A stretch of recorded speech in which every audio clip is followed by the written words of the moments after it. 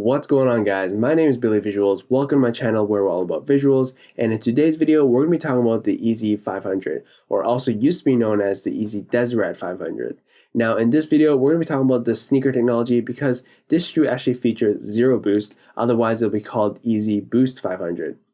Now with this shoe, it actually features an old proprietary technology from Adidas called AdiPRENE Plus, and we're going to see whether or not it holds up against Boost and see if it's more comfortable, less comfortable, or just as comfortable as Boost technology. So let's get right into it.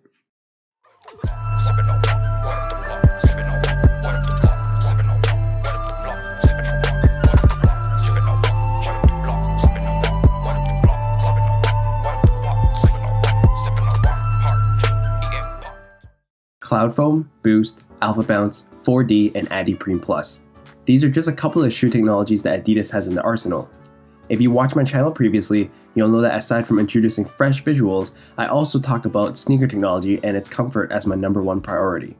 With the release of the Yeezy 500, this neutral tone sneaker features an outsole that incorporates AdiPRENE Plus, a technology I've never tried until this sneaker. However, before I had my hands on this, I had to find out more on what this technology was really designed for. So with a little bit of research, I found Chris from Adidas Running explaining the bits and bolts of AdiPRENE and AdiPRENE Plus visually. So we use AdiPRENE in the heel, which dampens shock. As you roll into the forefoot, we use a different material called AdiPRENE Plus. Now this has a little bit more of a pop to it, think of a pogo stick. In a blown out shoe here, what we can see is you'll find your AdiPRENE here, so plug of it right there, and then the entire forefoot is AdiPRENE Plus. So we are going shock absorption, transition through, pogo stick. A little demonstration of what this looks like is here's your heel striking, shock absorption. Here's your forefoot striking, propulsion. Here's another demonstration with the technology in ball form.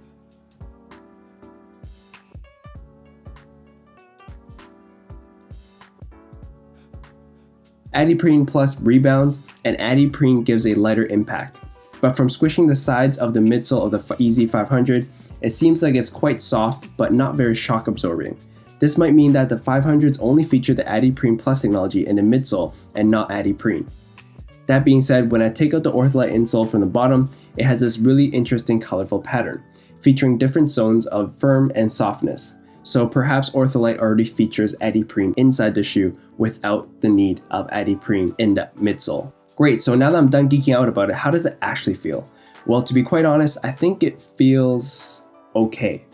The upper is pretty darn awesome. It feels like Michelin Man is hugging your forefoot and ankle area all in the right places. But its midsole and outsole comfort is definitely not as impressive as it looks. If I were to rank them in terms of comfort, I would put Boost at the top, ALPHABOUNCE as a very close second, and then Cloud Foam and then AdiPRENE Plus. Now to put the Yeezy 500 into context, this midsole and outsole design or tooling is actually a direct influence or replica of the Kobe 8.3s, or also known as the EQT Responsive. This was during the Feet You Wear era that Adidas introduced. The Feet You Wear technology sneakers were designed for basketball players to prevent ankle injury from intense falls after putting up a basket or dunking in the net, which is why the shoe has a very low but wide profile in the midsole and outsole. But all these activities that AdiPRENE and AdiPRENE Plus are designed for are actually quite high impact, which is why I think the features aren't as prominent for casual wear such as walking as it is for jumping, dancing, or prancing. Now of course AdiPRENE Plus and AdiPRENE technologies have flaws, which is why Adidas bought Boost because it fixes those flaws. If you were to combine AdiPRENE Plus and AdiPRENE together, it would not work together with shock absorption as well as energy rebound like Boost does, because Boost takes the shock away from you as well as energy rebounds quite effectively as well. If you're not familiar with Adidas' Boost technology, the easiest way to explain it is to imagine like you're standing and walking on clouds, and when you take your next step forward, the springiness makes your stride completely effortless. That being said, I think it was mainly due to the execution of AdiPRENE Plus and not the technology that ruins the feeling of rebound. What I mean is, even though Boost is a great tool, it has been executed wrong in the past where the tool is rendered useless, such as the Superstar Boost or the Tubular Boost, where you can't feel the properties of Boost due to the hard outsole. I think the same thing is happening here where the AdiPRENE Plus outsole needs to be flexible in order to be felt by the wearer. That being said, I think the comfort trade-off for the visual and intricate design of the outsole is worth it. I've never personally come across a visual similar to that. Here's a direct comparison of the Yeezy 500 and the Yeezy 350 Boost. Aesthetically, you might be saying to yourself this shoe has a pretty wild design, and I have to agree with you completely. But if it wasn't wild or unique looking, you wouldn't even be able to tell that shoe apart from other shoes on the streets. If you look at the entire shoe, there are no straight lines, no hard or sharp edges either. The whole design changes your perspective on chunky shoes. Wearing it is actually quite light in terms of weight, and even with the ovals, curves, swirls, and waves in the design, it still keeps a pretty streamlined shape as a silhouette. This is a very stark contrast in design compared to the minimal and super streamlined, sharp-looking Yeezy 350 V2. Kanye's recent interview with Leonard, better known as Charlemagne, explains that his recent designs aims to be as brandingless as possible.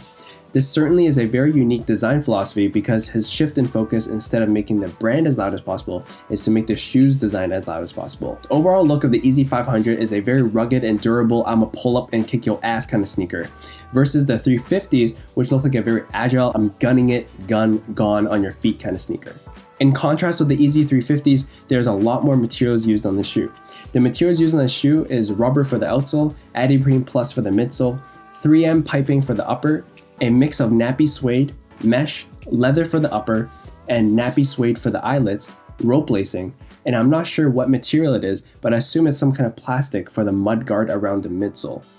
Alright guys, I hope you guys enjoyed the in-depth look of the Yeezy 500 and its AdiPRENE Plus technology. Let me know in the comment section below if you guys like AdiPRENE Plus more than Boost, or if Boost is better than AdiPRENE Plus, or if they're both equal. Anyways, you guys just got visualized, and I'll see you guys in the next one. Peace.